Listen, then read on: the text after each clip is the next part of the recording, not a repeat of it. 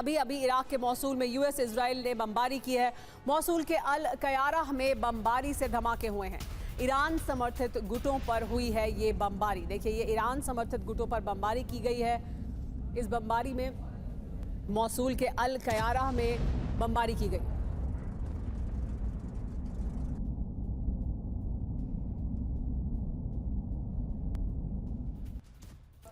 Iran Iraq border के पास विध्वंसक हमला हुआ है। ईरानी प्रॉक्सी ग्रुप ने यहां पर अटैक किया है। ईरानी प्रॉक्सी इस इलाके में एक्टिव है और ईरान इराक बॉर्डर के पास ये विध्वंसक हमला ईरानी प्रॉक्सी द्वारा किया गया है। देखिए ये तस्वीरें, ये ईरान के प्रॉक्सी संगठन द्वारा किया गया अटैक था। ये ईरान इराक बॉर्डर के पास किया गया बड़ा अटैक था। बड़ी खबर, ईरान के इस्फहान पर इजराइल ने एयर स्ट्राइक की है। इस्फहान में आईआरजीसी के हथियार डिपो पर हमला किया गया है। हमले में तबाह हुआ है आईआरजीसी का हथियार डिपो। देखिए किस तरह से आईआरजीसी के हथियार डिपो पर हमला कर उसे पूरी तरह से ध्वस्त कर दिया गया है, खत्म कर दिया गया है। जंग लेकिन अभी खत्म नहीं होगी, कहा है डोनाल्ड ट्रंप ने। ऑपरेशन एपिक फ्यूरी जारी रहेगा, डोनाल्ड ट्रंप का यह बड़ा बयान।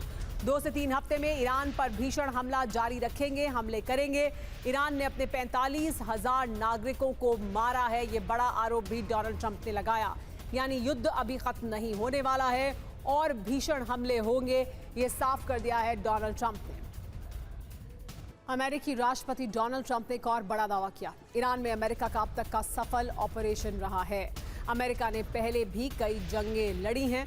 पहले विश्व युद्ध में 1 साल 7 महीने तक जंग लड़ी है, यानी यह जंग लंबी लड़ी जा सकती है। कोई पहली जंग अमेरिका नहीं लड़ रहा है। लंबी जंग इससे पहले भी अमेरिका लड़ चुका है, कई जंगों में हिस्सा ले चुका है, इसलिए ये जंग और बड़ी है। ईरान से जंग ट्रंप की मजबूरी क्यों है? ऑपरेशन के बाद भी सत्ता परिवर्तन नहीं हुआ है। ईरानी नेतृत्व पर हमले का असर भी नहीं हो रहा। हॉर्मुज स्ट्रेट पर ईरान का अब भी कंट्रोल बना हुआ है। युद्ध में नेटो देशों का साथ डोनाल्ड ट्रंप को अमेरिका को नहीं मिला।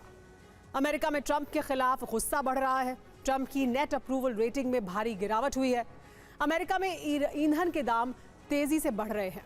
ग्लोबल आर्थिक तबाही का दबाव भी अमेरिका पर बढ़ रहा है। खाड़ी में सहयोगियों को बचाने में भी अमेरिका नाकाम रहा है। अब डिफेंसिव बयान क्योंकि ट्रंप के पास कोई एग्जिट प्लान मौजूद नहीं है। अमेरिका के पास ईरान की ड्रोन आर्मी का जवाब नहीं है। ईरान पर राष्ट्रपति ट्रंप ने बड़ा बयान दिया है। ईरान पर आईआरजीसी का नियंत्रण खत्म हो रहा है, कहा है ट्रंप ने।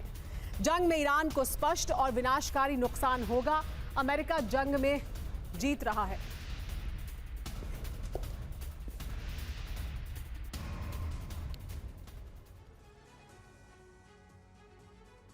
ईरान के शिकंजे में ट्रंप फंस गए हैं क्या?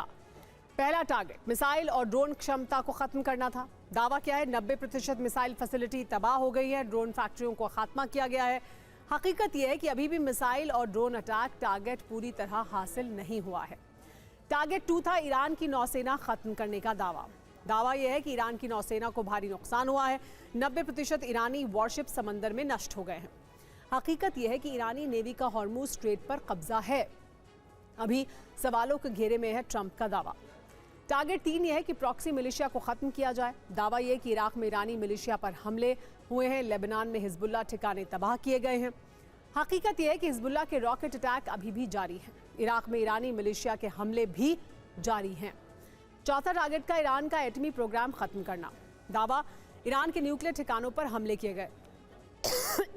हकीकत ईरान में 400 किलोग्राम संवर्धित यूरेनियम एटमी खतरा पूरी तरह खत्म नहीं हुआ है। अमेरिका ईरान में कब ग्राउंड ऑपरेशन करेगा? मुस्तफा खामनेई कहां हैं? जंग में ट्रंप को नाटो का साथ मिलेगा या नहीं? खर्ग द्वीप, ईरान के साथ पीस प्लान और जंग में इजराइल की भूमिका जैसे मुद्दे पर उन्होंने कुछ नहीं बोला।